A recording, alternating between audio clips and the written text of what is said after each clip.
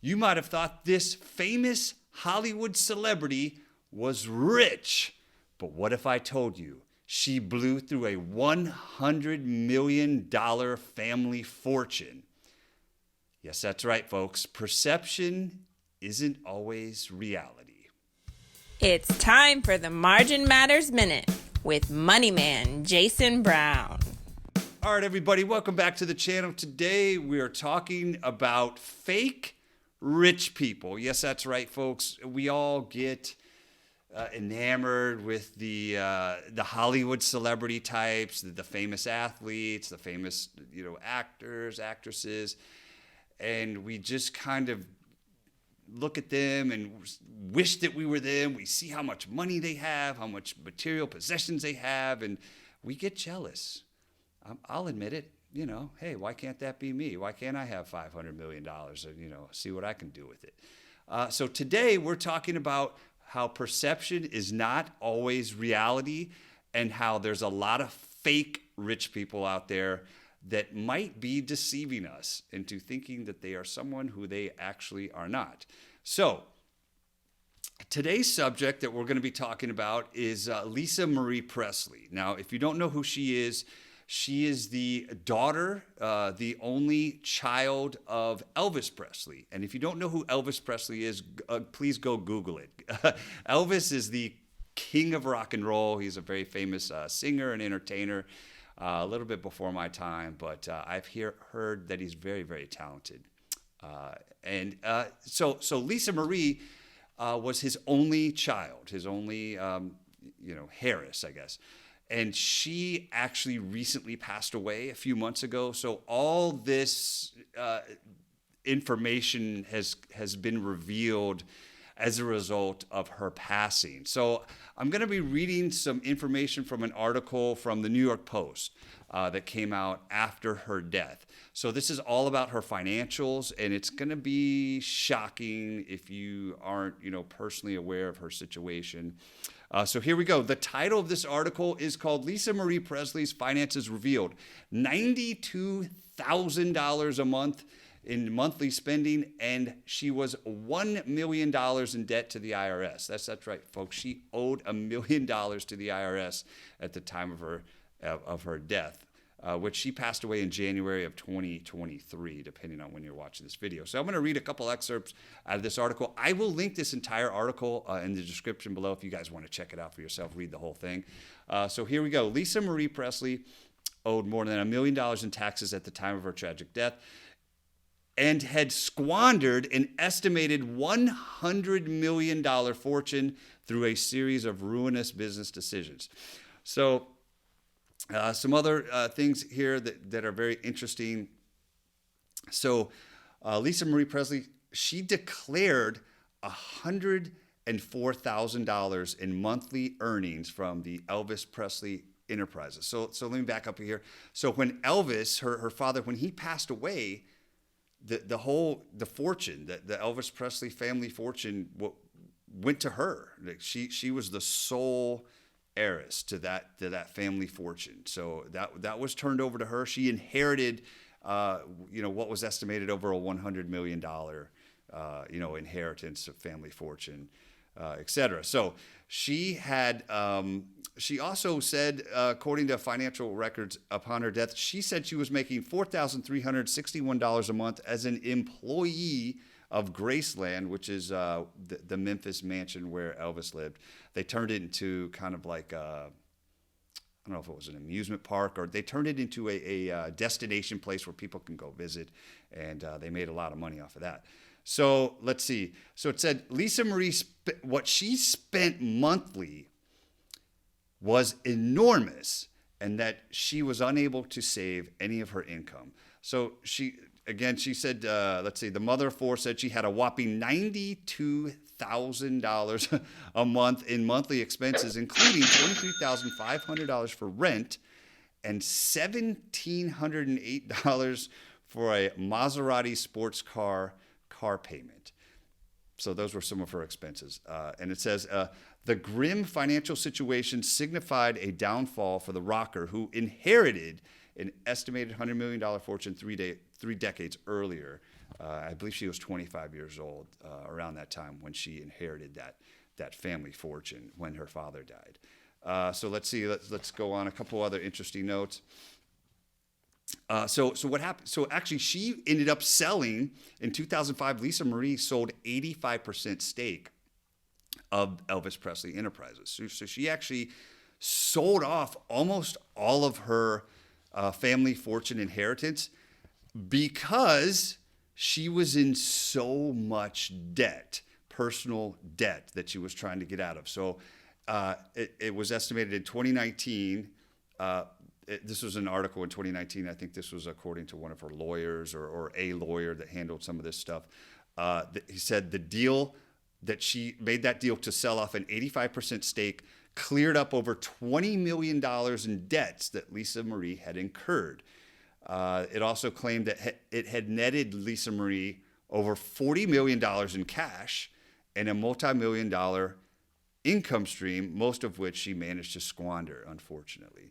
So basically, the moral of the story is, here's a Hollywood celebrity, someone that we look upon as just this, rich, she inherited this massive family fortune from a very, very famous father, and she, through a series of lifetime of bad decisions, I guess, you can research this more, but she sound like she made some bad business decisions. Was living way beyond her means. The expenses were insane. The spending was out of control, and she just basically blew it all. And it's a sad story, but it's not an uncommon story. So this video, I'm not picking on Lisa Marie at all. This isn't let's single out Lisa Marie and pick on her, because you can pick anybody you want and substitute that name in there. For example, Michael Jackson, the king of pop. When he passed away, it was estimated that he had $400 to $500 million in debt. And interestingly enough, Michael Jackson and Lisa Marie Presley were once married to each other, although briefly, I believe. So that's kind of interesting.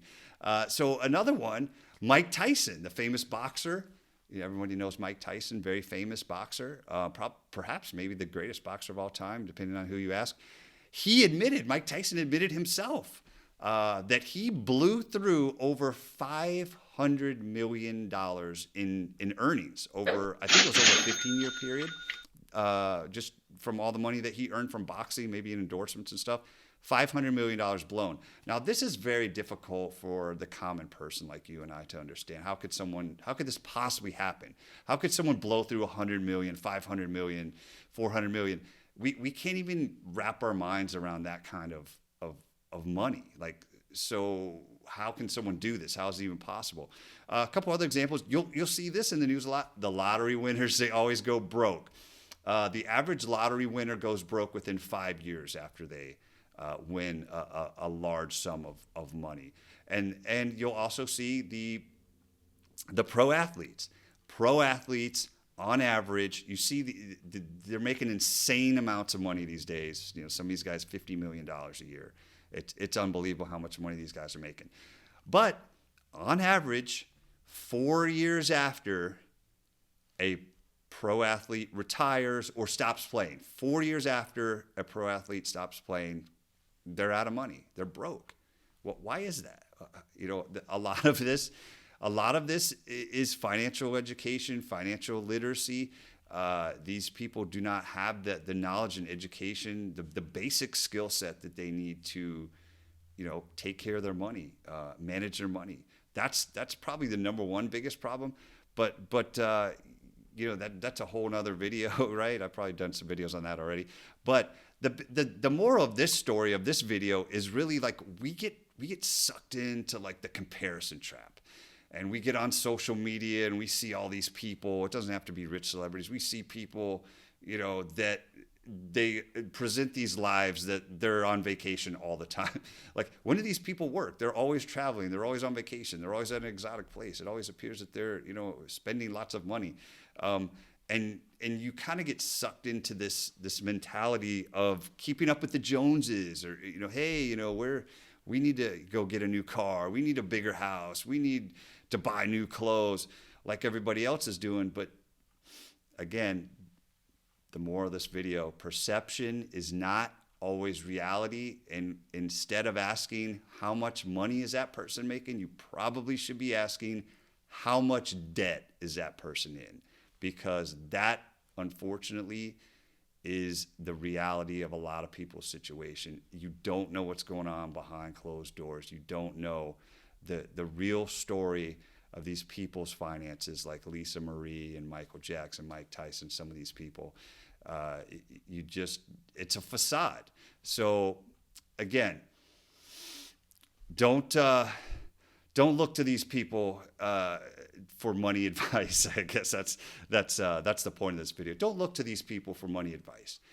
Do your own, get your own education. There's tons of books and tons of resources out there, videos, There's great YouTube channels with people who have personal finance messages. There's lots of great podcasts out there, etc. So again, this is my first JB Reacts video, so I wanted to react to that article and share some of my thoughts. Hey, put your thoughts in the comments below. Who are some of the celebrities that you guys have seen have blown a fortune, or an athlete or an entertainer?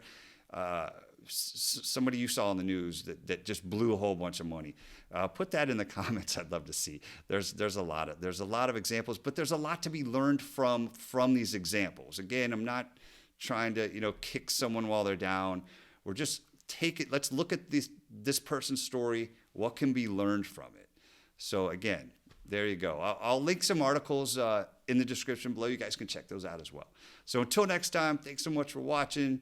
And if YouTube does its job, a couple other videos will pop up here.